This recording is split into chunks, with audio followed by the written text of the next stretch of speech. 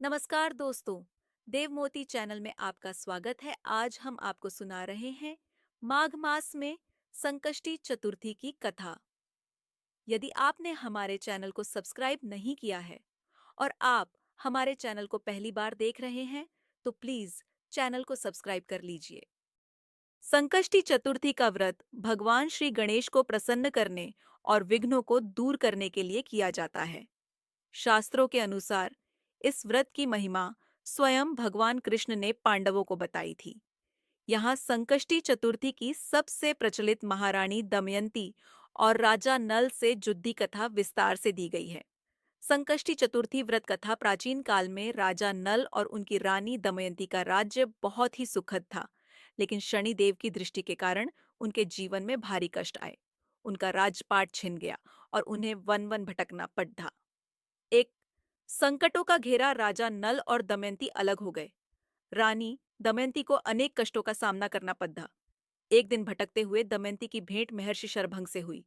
रानी ने अपनी सारी व्यथा आर्षि को सुनाई और उनसे दुख दूर करने का उपाय पूछा। दो राशि का परामर्श महर्षि शरभंग ने कहा, हे देवी, तुम दुखी मत हो। तुम भगवान गणेश के संकष्टी चतुर्थी का व्रत करो। यह व्रत सभी संकटों को हरने वाला और मनोकामना पूर्ण करने वाला है। जो भी इस दिन श्रद्धापूर्वक व्रत रखकर चंद्रमा को अर्घ्य देता है, उसके जीवन के सभी कष्ट गणेश जी दूर कर देते हैं। 3. व्रत का पालन।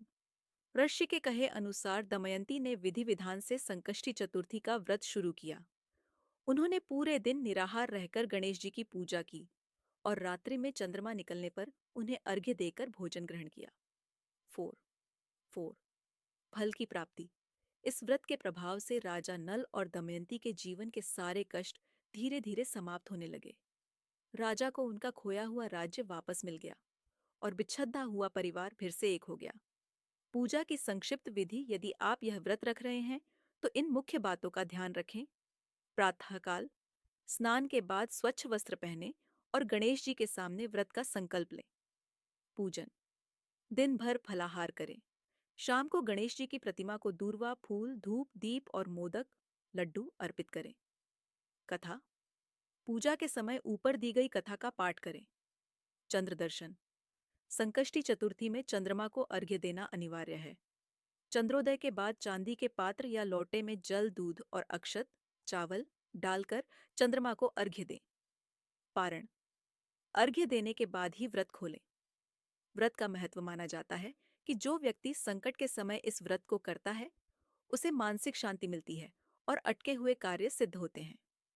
संकष्टी शब्द का अर्थ ही है संकटों को काटने वाली।